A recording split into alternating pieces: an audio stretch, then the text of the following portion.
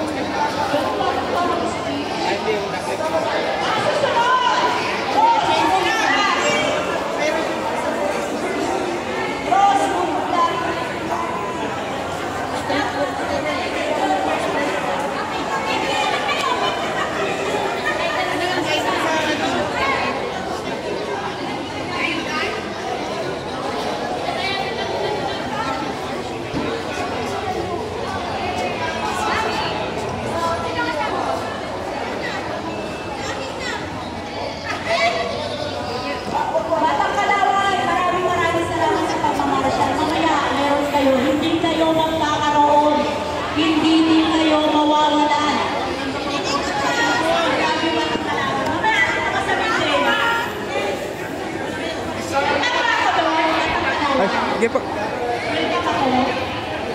Thank you, ma'am. Thank you. Wala. Dalawa po.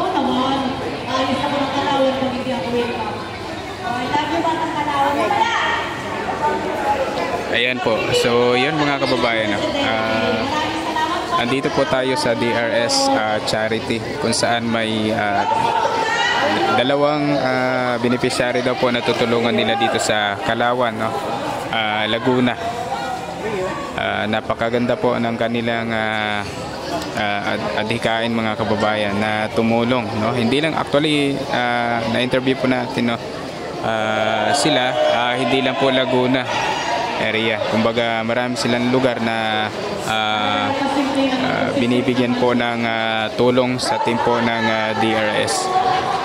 Ayan, nasa 100 DRS riders po ang andito ngayon sa Kalawan, Laguna. Dito po tayo sa Barangay Kanluran po.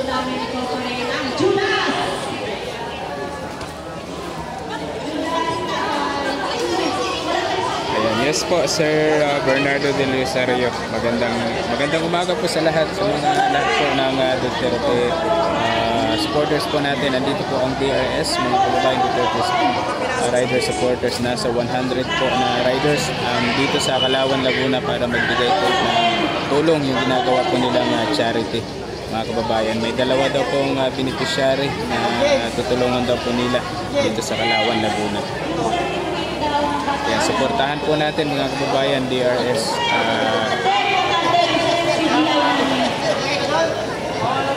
Ayan, Duterte riders supporters mga kababayan.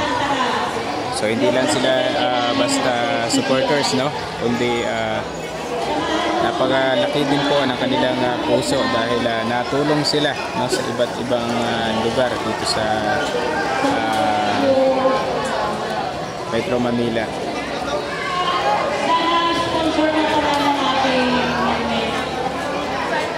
Sa mga gusto rin magpaabot ng gusto nyo na magpaabot ng ano po, no,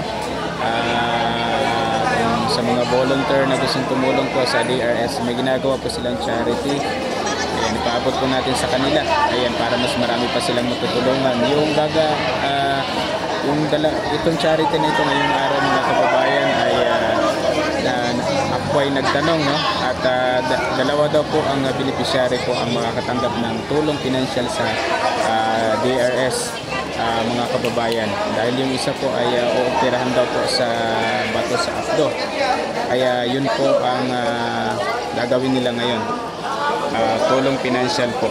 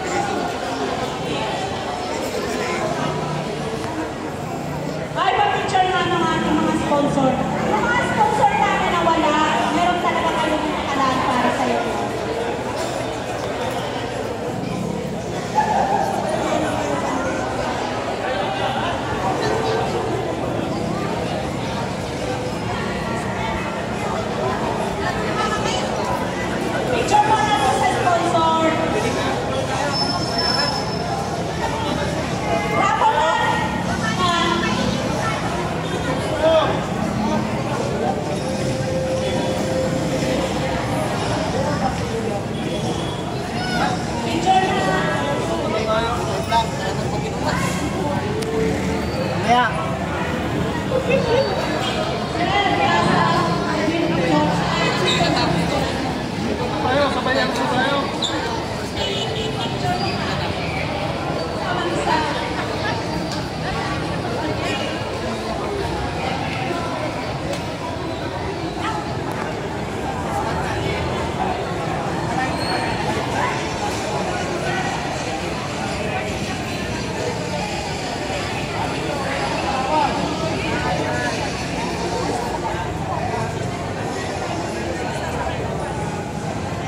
So ayan, maraming salamat sa iyo, Sir Carlo, sa pag-sponsor ng